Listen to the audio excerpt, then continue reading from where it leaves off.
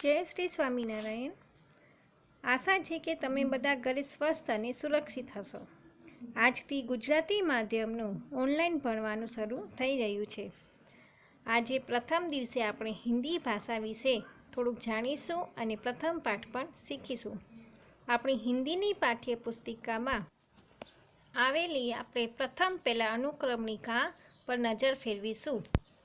અનુક્રમણિકામાં આપણે જોઈએ તો 8 પાઠો પ્રથમ સત્રમાં આવેલા છે અને વચ્ચે 2 પુનરાવર્તનો પણ આવેલા છે। આ પાઠના આધારે આપણે કેટલીક વાર્તાઓ શીખીશું, જે જીવનના મૂલ્યમાં આપણે ઘણું શીખવા મળશે। એના પછી કવિતા છે અને અંકો પણ છે, ગિનતી પણ આપણે આમાં શીખીશું। પહેલિયા છે, પહેલિયા એટલે કે ઉખાણાઓ, એ પણ આપણે આમાંથી શીખીશું।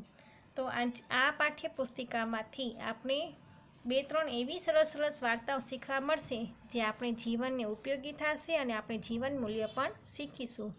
તો ચાલો, પ્રથમ પાઠ છે કે વાર્તા છે જે ચિત્રપાઠ છે। ચિત્રના આધારે આપણે વાર્તા સમજવાની છે અને લખવાની પણ છે।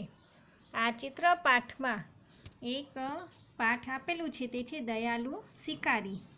પાઠ નંબર 1 દયાલુ શિકારી જે ચિત્રપાઠ છે, એ ચિત્રપાઠમાં જે ચિત્રો આપેલા છે એ ચિત્રોના આધારે આપણે વાર્તા લખવાની રહેશે। પ્રથમ ચિત્રમાં છે કે એક હરણ છે, તે જંગલમાં ફરી રહ્યું છે। પછી બીજા ચિત્રમાં આપેલું છે કે હરણ જ્યાં જંગલમાં ફરે છે એની પાછળ એક શિકારી તેને જોઈ રહ્યું છે, ને પછી એના પછીના ચિત્રમાં શિકારી તેને બંદૂકથી મારે છે અને હરણો ત્યાંથી ભાગી જાય છે। જે હરણનું એક બચલું હોય છે તે પણ તેના ભેગું હોય છે। હવે શિકારી તેના પાસે જઈને જુએ છે કે આ હરણ છે એ ઘાયલ થઈ છે અને એનો બચ્ચો પણ એના ભેગું છે, એટલે તે દવાખાને લઈ જાય છે। જો છેલ્લી લાઈનમાં છે પિક્ચરમાં કે શિકારી છે તે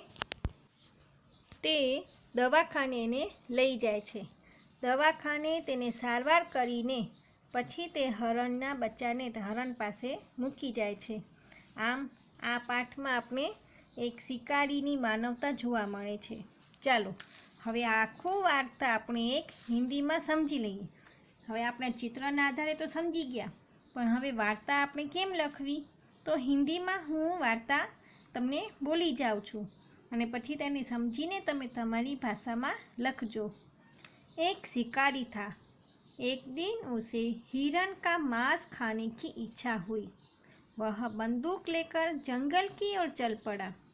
जंगल में शिकारी ने एक मोटी ताजी हिरनी देखी।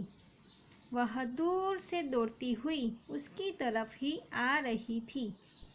शिकारी एक पेड़ के पीछे छिप गया और हिरनी की ओर निशाना साधा। दौड़ती हुई हिरनी निशाने के सिर में आते ही शिकारी ने गोली छोड़ दी। એટલે અહીં શરૂઆતમાં વાર્તાની શરૂઆત કરી છે કે એક શિકારી હતો, તેને હિરણનું માંસ ખાવાની ઈચ્છા થઈ હતી અને પછી એ બંદૂક લઈને જંગલમાં ગયો તો શિકાર કરવા। પછી જંગલમાં જ્યારે શિકાર કરવા જતો હતો ત્યારે એને એક તાજી જ હિરણી જોવા મળી હતી, જે તેની સામેથી જ આવતી હતી અને પછી हिरनी ऊपर ते निशानो साधे छे। हवे आगळ जोईए। दौड़ती हुई हिरनी निशाने के सिर में आते ही शिकारी ने गोली छोड़ी। गोली की आवाज़ सुनकर जंगल के दूसरे हिरन इधर उधर भागने लगे। शिकारी हिरनी के पास गया। उसने देखा कि हिरनी ने एक छोटे शावक को जन्म दिया था। हवे ज्यारे गोलीनो अवाज आव्यो એટલે જંગલમાં બીજા જે હરણો હતા તે અહીંયાથી ઉઆ ભાગવા લાગ્યા। પછી શિકારી હરણની પાસે આવે છે ને જોઈ છે કે તે હિરણ છે, તે હરણ છે તે એક શાવકને જન્મ આપે છે। શાવક એટલે કે હરણનો બચ્ચો, નાના બચ્ચાને તેને જન્મ આપ્યો છે। शिकारी की गोली हिरण की टांग में लगी थी। हिरनी की आंखों से आंसू बह रहे थे। यह दृश्य देखकर शिकारी का दिल भर आया। उसे बहुत पछतावा हुआ। जंगल से कुछ दूरी पर ही पशुओं के इलाज के लिए एक अस्पताल था। હવે જ્યારે શિકારી શિકાર કરીને આવ્યો એટલે કે ગોળી મારીને જ્યારે એને હરણ પાસે આવે ત્યારે એને જોઈ કે નાના બચ્ચાને એને જન્મ આપ્યો છે અને ગોળી છે તે હિરણના પગમાં લાગી છે એટલે હિરણની આંખોમાં આંસુ વહે છે. એટલે આ દ્રશ્ય જોઈને શિકારીને પણ દયા આવે છે, દિલભરાના એટલે કે દયા આવે છે. એને બહુ પછતાવો પણ થાય છે. जंगल से कुछ दूर पर ही पशुओं के इलाज के लिए एक अस्पताल था. शिकारी हिरनी और उसके बच्चे को वहाँ ले गया. હવે જંગલની બાજુમાં જ એક હોસ્પિટલ હતી જે પશુઓની, ત્યાં તેને લઈ જાય છે. डॉक्टर ने हिरनी की टांग में लगी गोली निकाल दी और घाव पर मरहम लगा दिया. इलाज से हिरनी को आराम मिला. शिकारी हिरनी को बच्चे के साथ जंगल में छोड़ गया. આમ આપણે અહીં જોયું કે શિકાર કરવા એ તો નીકળ્યો હતો ને હરણનો શિકાર પણ કર્યો હતો, પણ એના નાના છોકરાને જોઈને દયા આવે છે એટલે એને પણ પછતાવો થાય છે અને તે હોસ્પિટલમાં લઈ જઈને તેની સારવાર કરે છે અને તેને સરખું થઈ જાય પછી તેના હિરણના બચ્ચા પાસે તેને મૂકી જાય છે.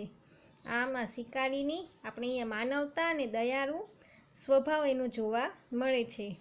આપણે પણ આ પાઠથી શું શીખવા મળે? આ વાર્તાથી કે આપણે એટલે કે સમાજમાં, દુનિયામાં માનવ સમાજ છે સૌથી શ્રેષ્ઠ કહેવામાં આવે છે. મનુષ્યને શ્રેષ્ઠ બુદ્ધિ ધારણ કહેવાય છે. એટલે આપણે આ મૂંગા પ્રાણીઓની સેવા કરવી જોઈએ. હવે આ પાઠના આધારે કેટલાક સ્વાધ્યાય પણ આપણે જોઈએ. वार्तानी नीचे आपेला अभ्यास में આપણે જોઈએ તો प्रश्न नंबर 1 में चित्र का अवलोकन करके प्रश्नों के उत्तर दीजिए. जे पाठ में वार्ता में जे चित्रों आपेला है એ ચિત્રોનું અવલોકન કરીને એટલે કે તેને જોઈને સમજીને પછી નીચેના પ્રશ્નોના ઉત્તર આપણે આપવાના છે. प्रश्न नंबर 1, इस चित्रपाठ में किस पशु की बात है? तो आ चित्रपाठ में આપણે કયા પશુની વાત થાય છે? તો હિરણ. તો जवाब में शू आवशे? हिरण. इस चित्रपाठ में हिरण पशु की बात है. प्रश्न नंबर 2, आपने किन किन पशुओं को देखा है? तो अपनी आसपास કેટલાય આપણે પશુઓ જોતા હોય છે, ગાય, કૂતરો, ભેંસ. તો એવા જે પશુઓ પણ તમે જોયા હોય એ પશુઓના નામ તમને હિન્દીમાં લખવાનું રહેશે. प्रश्न नंबर 3, जंगल में कौन कौन से जानवर देखने को मिलते हैं? तो आपने खबर है कि जंगल में शेर है, बाघ है, हाथी है, चीता है. तो आ बधा जानवरों नाम आपने लखवाना. प्रश्न नंबर 4, चित्रपाठ के आधार पर शब्दों की सूची बनाइए. એટલે કે આ ચિત્રપાઠના આધારે કેટલાક શબ્દોના સૂચિ બનાવો, જેમ કે શિકારી, દયાલુ, મરહમ, પછી સાવક. તો આવા જેટલા શબ્દો તમે મળે એમાં ઓછામાં ઓછા 5 શબ્દો તમને ગોતીને લખવાના. प्रश्न नंबर 5, चित्रपाठ के आधार पर चुने गए शब्दों को लेकर वाक्य बनाइए. જેમ કે આપણે ઉપર શબ્દ લખ્યા છે શિકારી, તો એક દયાલુ શિકારી था. તો જે શબ્દ આપણે ઉપર લખ્યા હોય એનો જ વાક્યમાં આપણે પ્રયોગ કરવાનો છે. જેમ કે મરહમ લખ્યું હોય તો શિકારીને હિરણ કા મરહમ પટ્ટી કરવાઈ. તો આ રીતે તમે શબ્દમાંથી વાક્ય બનાવી શકો છો. હવે આપણે જોઈએ प्रश्न नंबर 2, चित्रों के आधार पर निम्नलिखित जैसे प्रश्न पूछकर दयालु शिकारी कहानी बनाइए. હવે આપણે જે આ ચિત્રો જોયા છે એના આધારે આ પ્રશ્ન પૂછેલા છે. એ પ્રશ્નોના આધારે આપણે આ વાર્તા લખવાની રહેશે. पहले चित्र में हिरनी क्या करी है? तो पहले चित्र में हिरनी जंगल में घूम रही है. हिरनी जंगल में क्या क्या खाती होगी? तो शू खाती हसे? घास ने पान ही खाती हसे. तो घास और पर्ण वो खाती होगी. प्रश्न नंबर 3, हिरनी देखने में कैसी है? तो એના ઉપરથી આપણે આ બધા જ પ્રશ્નોના જવાબ આપણે એવી રીતે લખવાના છે અને પછી વાર્તા બનાવવાની રહેશે. જેમ કે શિકારી हिरनी का शिकार क्यों करना चाहता था? तो એને हिरणનું માંસ ખાવાનું મન હતું એટલે. गोली मारने के बाद शिकारी ने क्या किया? गोली मारने के बाद शिकारी ने उसके पास जाकर उसका अवलोकन किया तो पता चला कि वो तो घायल हुए है और उसके पास में एक शावक भी है, इसलिए वो अस्पताल में उसे ले जाता है. हिरनी के समीप जाकर शिकारी ने क्या देखा? शिकारी हिरनी को कहाँ ले गया? क्यों? तो शिकारी हिरनी को अस्पताल ले गया क्योंकि वो उसकी मरहम पट्टी करना चाहता था। शिकारी ने हिरनी के साथ कैसा व्यवहार किया? तो अच्छा व्यवहार किया। क्यों? तो मानवता ही श्रेष्ठ हमारा धर्म है, इसलिए शिकारी दयालु था और उसने अपने मानवता का धर्म निभाया। प्रश्न नंबर 3, वर्ण के आधार पर अधिक से अधिक शब्द बनाइए।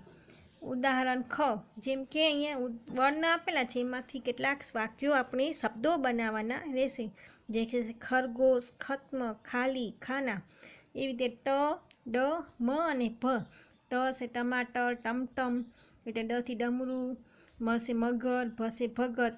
એવી રીતે બીજા પણ શબ્દો તમે બનાવીને ઓછામાં ઓછા 4 શબ્દો એવી રીતે તમને બનાવવાના રહેશે।